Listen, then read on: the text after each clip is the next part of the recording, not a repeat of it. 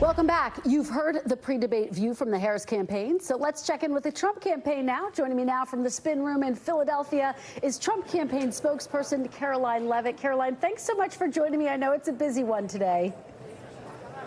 It sure is. Thanks for having me, Kristen. Great to see you. Great to see you. Let's start off big picture here. What does a win look like for former President Trump tonight?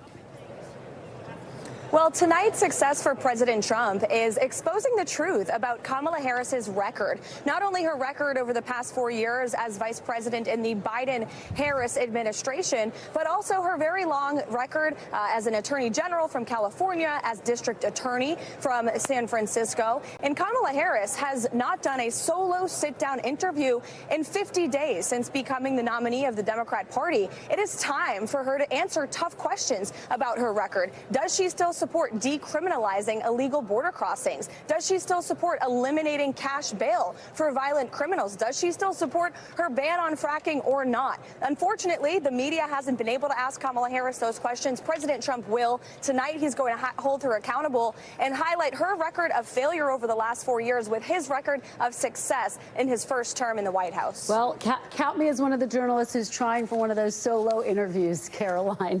I'm sure you are. Let me play something that we heard yesterday from Trump's former rival turned supporter, Nikki Haley. I want to get your reaction on the other side. Donald Trump and JD Vance need to change the way they speak about women. You don't need to call Kamala dumb. She didn't get this far, just by accident. She's here. That's what it is. She's a prosecutor. You don't need to go and talk about intelligence or looks or anything else. Just focus on the policies. Pretty blunt advice from Nikki Haley. What's your reaction? What's former President Trump's reaction? Is he going to listen to the former ambassador? Well, I think it's fair to call into question Kamala Harris's competence based on her policies and the policies that she has implemented over the past 4 years alongside Joe Biden that have actually made life in this country for women and for all Americans more expensive, less affordable, and less safe. Kamala Harris has overseen an immigration crisis that the likes of which this country has never seen. We've had more than 11 million illegal people come into this country. Many of them, unfortunately, have turned out to be murderers and rapists who have taken the lives of women in this country. Rachel Morin, Laken Riley, those women should still be with us today if we had a secure border. And President Trump knows those women. He has taken the time to get to know them and their families. Kamala Harris has never said their names. And so, yes, on the debate stage tonight, you're going to hear President Trump talk about how he's going to uplift women and all Americans in this country with his positive vision, with his vision to bring down the cost of living, of childcare, of housing, and inflation, which wasn't a problem for women or for any Americans in his first term in the White House. We should note that while border crossings did reach a high during the Biden administration, they are now back to a 5-year low. But let me get back to kind of the crux of the question and the concern raised by Nikki Haley, which is that she's saying when Donald Trump says things about Kamala Harris's intelligence, about her looks, that basically he runs the risk of alienating all women and those critical moderate women, those undecided women, those suburban women who he's going to need to win over if he wants to win the White House. Is he going to shift his rhetoric tonight in that regard, given the fact that Kamala Harris has a double-digit lead over Trump when it comes to women voters? Well, President Trump tonight is going to hold Kamala Harris accountable the same way he holds any opponent accountable. And frankly, I think it's demeaning to Kamala Harris to try and lessen the standard on that debate stage for her simply because she's a woman. She needs to be asked tough questions about her record and, yes, her competence and whether she is fit to serve as commander-in-chief of our military and the leader of the free world. Because guess what? Based on her record over the last 4 years, she has proven that she does not deserve that promotion. She deserves to be elected out of office. The policies that she supported are not very intelligent or wise for our country. Allowing an invasion, illegal immigration invasion, supporting billion-dollar boondoggle bills that have created the worst inflation crisis in a generation, and even worse than that, as revealed yesterday by CNN, Kamala Harris has expressed support for the decriminalization of all drugs. That is an insanely stupid policy that would do damage to American communities and increase the fentanyl epidemic, which is already the leading leading cause of death in this country. So it's fair to question her competence, but President Trump tonight is going to focus on her record and on her failed leadership over the last 4 years. Well, and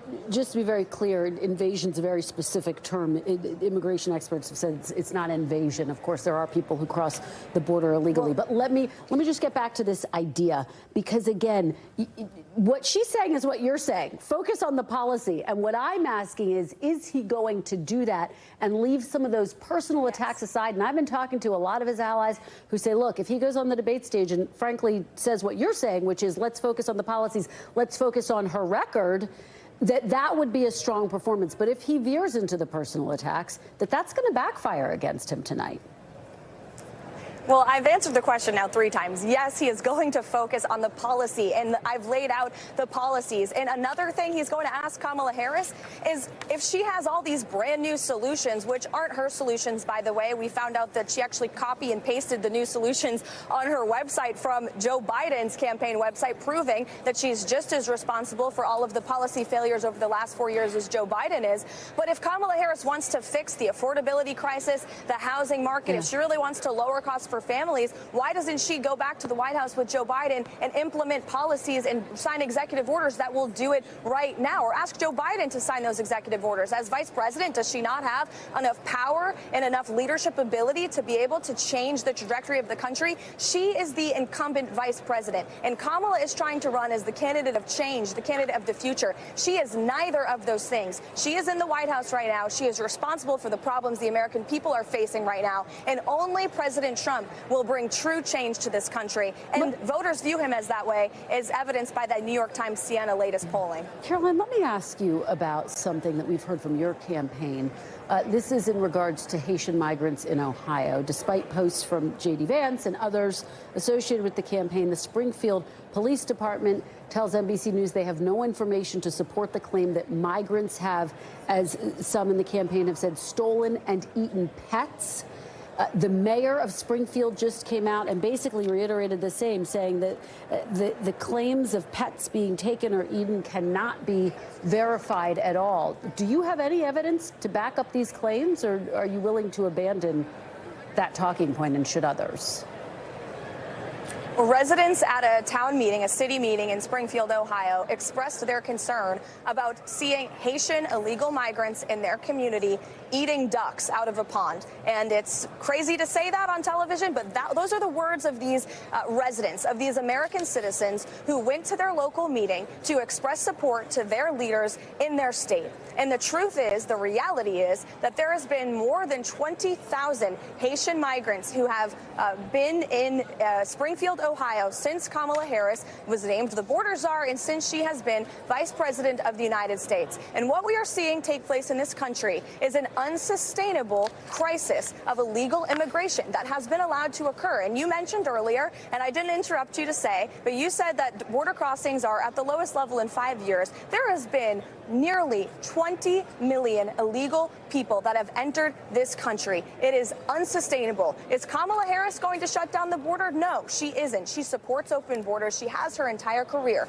And this election is a choice between President Trump, who had the lowest record of illegal crossings on his watch when he left office, and Kamala Harris, who has overseen the worst immigration crisis. And it's not just at the border. Every state in this country has become a border state. This impact has made its way to states like Ohio, and those residents are expressing their concern. Karoline, a couple things. DHS says the number's closer to 10 million. I understand you have that figure, but just for the record, 10 million is still a lot of people, Kristen. That's still more than the total just to set the record straight, I've talked to DHS officials about it, that they say those are the numbers. But I want to read you what Vance has said about what we're discussing. He says reports now show that people have had their pets abducted and eaten by people who shouldn't be in this country.